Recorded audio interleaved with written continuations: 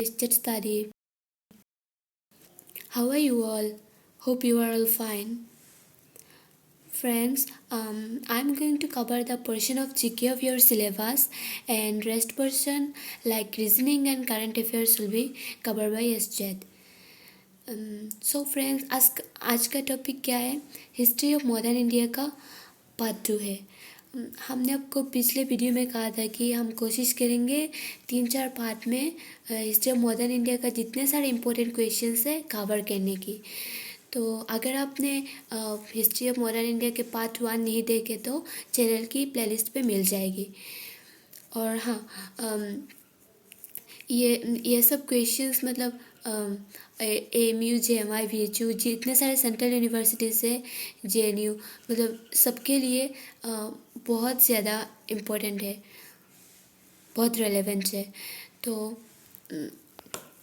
और specially VA honours, VA LLB और भी मतलब जितने सारे कोर्स पे मेंशन किया है जनरल नॉलेज की, history of modern India part से मतलब क्वेश्चंस बनते ही बनते हैं। तो सो गाइस, आई होप ये वीडियो आपके लिए बहुत ज़्यादा हेल्पफुल है।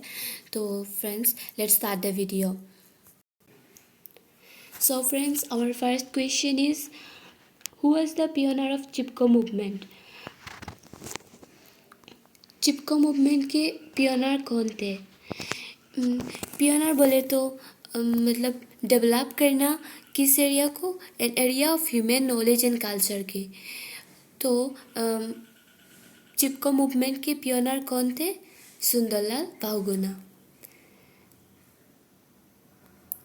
And Chipko movement was related to forest conservation. Chipko movement किससे रिलेटेड थे?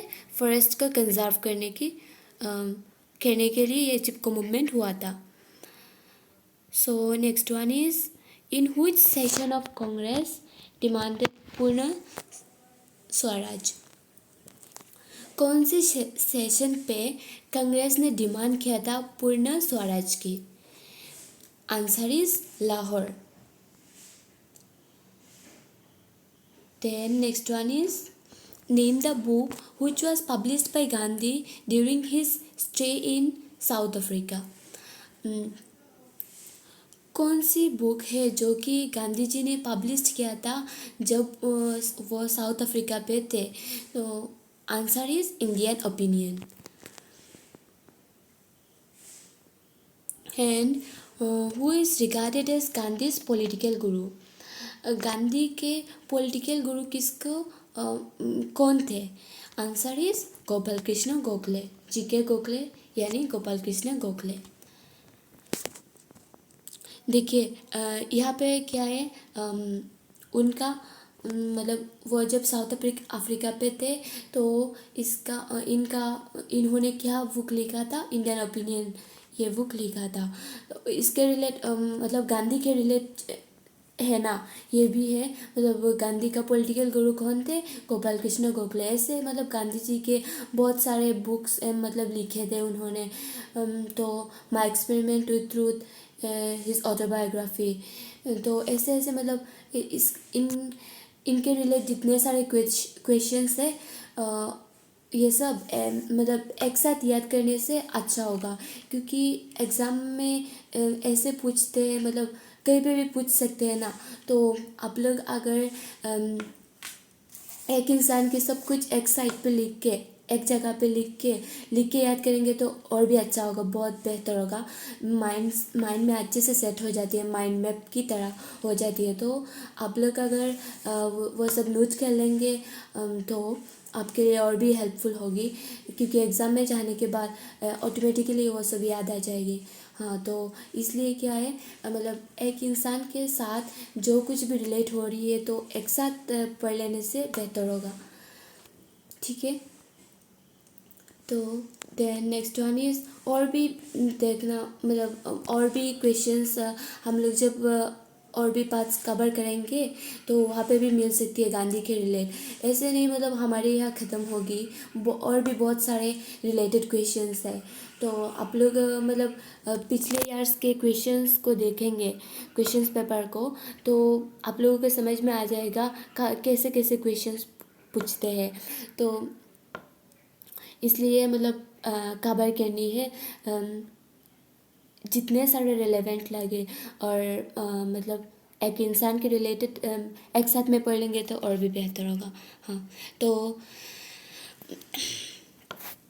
Adolf Hitler was from which country? Hitler मतलब हिटलर नाम हम लोगों ने बहुत सुना था, वो इनका नाम क्या है complete name? Adolf Hitler. Adolf Hitler कौन सी कंट्री से बिलोंग करते थे? Answer is Germany. Then next one is who build Shanti Niketan? किसने शांति निकेतन बिल्ड किया था? Rabindranath Tagore. Then next one is who wrote the book Indian Home Rule? देखा, फिर से एम के गांधी कहा गया, तो किसने लिखा था ये book Indian Home Rule? Answer is M K Gandhi, Mahatma Gandhi, means Mohandas Karamchand Gandhi full name. Then next one is who was the founder of Arya Samaj? Arya समाज का फाउंडर कौन थे? स्वामी दयानंद सरस्वती। ठीक है। Next one is who was the viceroy of India when university act 1904 was passed? India के viceroy कौन थे? India के वाइसरॉय कौन थे when university act 1904 was passed? जब यूनिवर्सिटी एक्ट 1904 पास्ड हुआ था तब इंडिया के वाइसरॉय कौन थे? Lord Curzon. Then next one is which governor general abolished the sati system in India? मतलब governor general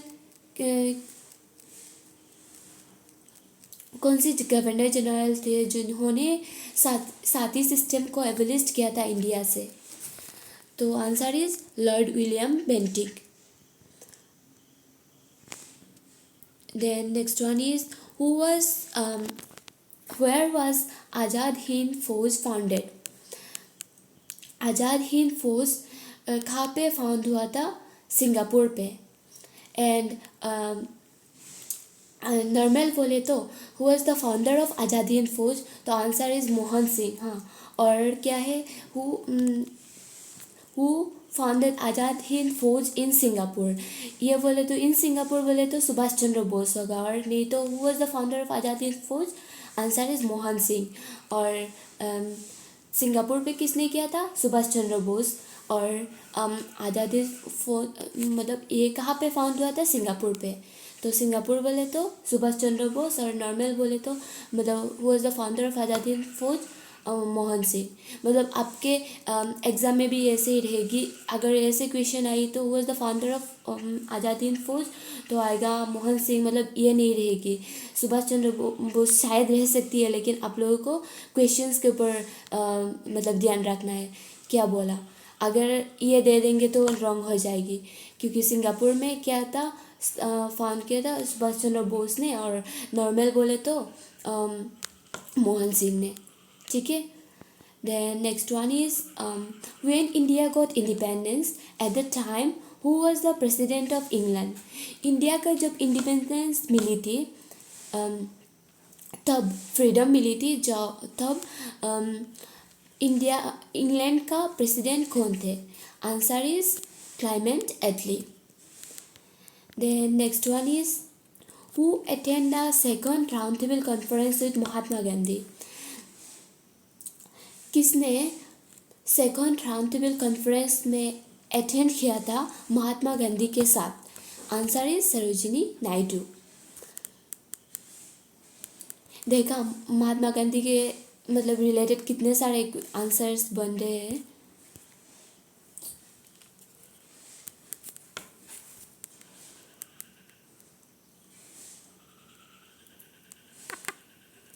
who was the sorry messages आ जाती है। अच्छा, who was the founder of INC? तो INC बोले तो Indian National Congress. Indian National Congress के founder कौन थे? Allan Octavian Hume. In And in which year? 1885. The next one is, in which battle was Sirajuddaulah defeated by Lord Clive?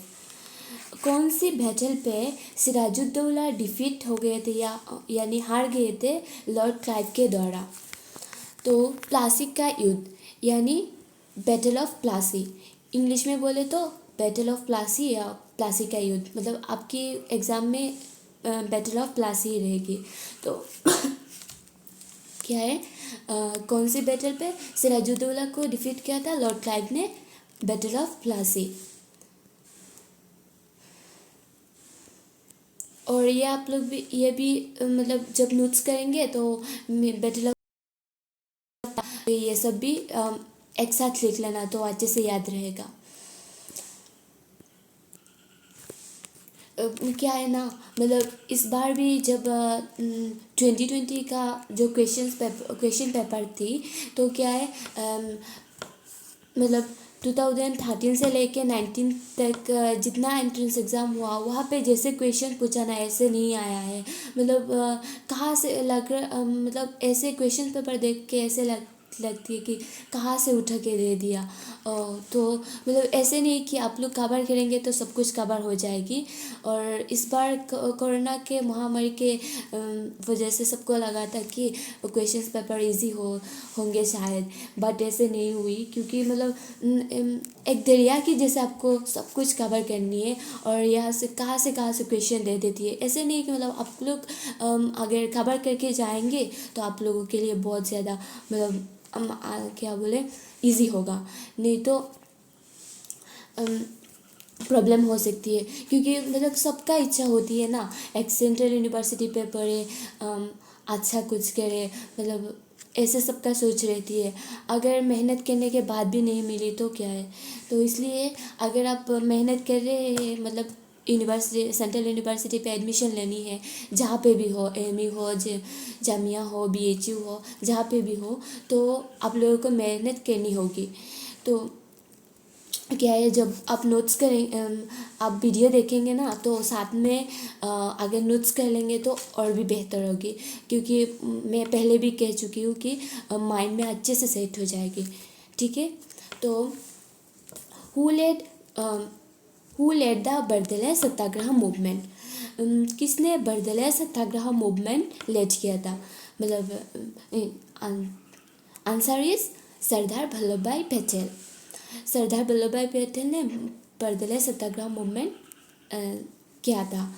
Start किया था और किया था। हाँ, तो और भी इससे रिलेटेड है, देखिए क्या है, Sardar who is known as the iron man of India. Iron man of India किसको बोलते हैं? सरदार वल्लभ भाई पटेल को। ठीक है, तो next one is who was the founder of Banaras Hindu university? Banaras Hindu university के फाउंडर कौन थे? फाउंडर कौन है? Answer is Madan Mohan Malviya. ठीक है, name the governor general of India who initiated the introduction of English in India. Governor general कौन थे जिन्होंने इनिशिएट किया था, इंडिया के गवर्नर जनरल कौन थे जिन्होंने इनिशिएट किया था इंट्रोडक्शन ऑफ इंग्लिश की, इंट्रोड्यूस किया था इंग्लिश की, मतलब इंडिया पे? Answer is Lord Bentinck.